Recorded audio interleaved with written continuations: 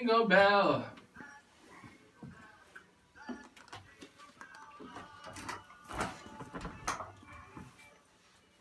.7 TSA FM. Bobby Helms, Jingle Bell Rock here on this Thursday, the Tim O'Connor Irish Christmas special at 8:13 with the Morning Brew. Weather-wise, showers to kind of start things off with. Sunshine moves in this afternoon. Casey Cota, you specialize in heating people's homes. Temperatures in the upper 60s today. What's going on with that? It's our gift to all the customers out there. Thank you, man. We appreciate it. Right now in Keene, it's 49. It's 52 in Greenfield, 47.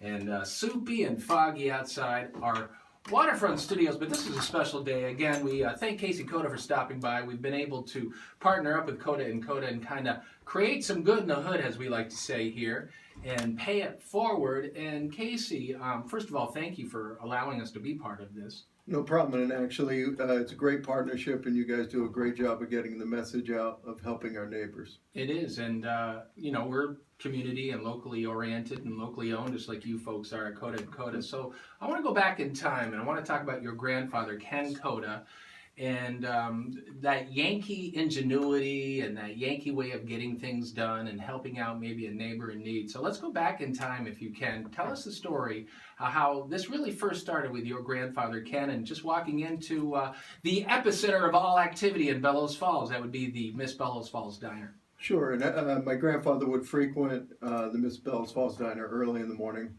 usually about 5:30. He would go in there, get a cup of coffee, read the paper before he headed off to work, and he was sitting there, and a gentleman was sitting several chairs down at the counter, and overheard the conversation of him talking to the waitress about how he had just lost his job, wasn't sure how he was going to pay to heat his home, how he was going to feed his family and do all those things. And this was early 1950. And my grandfather met the gentleman on his way out, and gave him a $100 bill. Well, obviously, 1950, that was a lot of money. That was going to more than pay for his rent and several other things. And the gentleman said, "I can't take this." He says, "No, take it. Get your family back on their feet. Do what's right." Well, about a year later, the guy got another job, was able to save some money, saw my grandfather on the side of the road, and tried to give him the $100 back. My grandfather said, "No, I don't want it.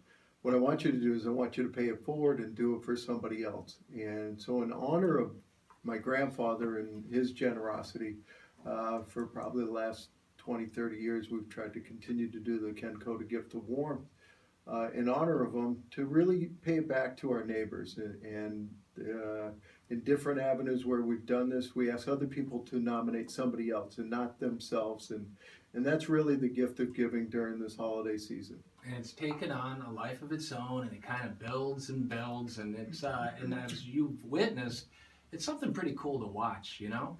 It is, and I think one of the things that we sort of forget is just helping our neighbors, and maybe it's a small little gesture, remembering them on the holiday season if they have no family around, and wishing them a Merry Christmas, or inviting them in for some eggnog. And it's a great opportunity for us to not forget our neighbors, remember the ones that need just a little bit of help, and if this 100 gallons helps them get over the hump and makes things maybe a little easier.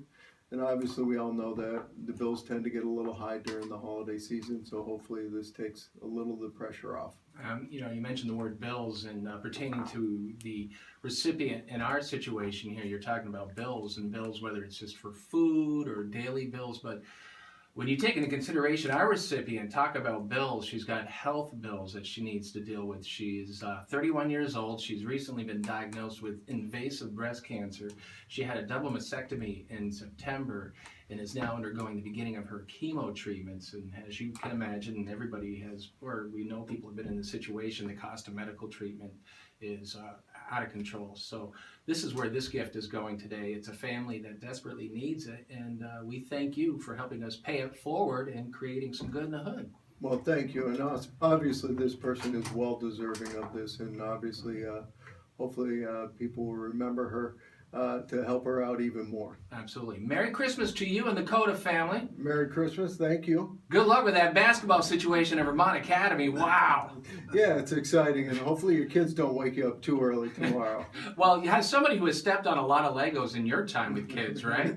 Absolutely. That's what I got to look forward to tomorrow. Matter of fact, I think I'm going to have a Aquaman surgically removed from my foot at about 4:30 in the morning. But anyways, oh, to be so lucky, you know. That's right. Anyways, well, thank you, Casey. Merry Christmas. And Merry Christmas to you. Thank you to Jamie stopping by today. Casey Cota from Cota and Cota as we pay it forward with some help from our friends at Cota and Cota. 8:18 on the Morning Brew right here at 96.7 TSA FM.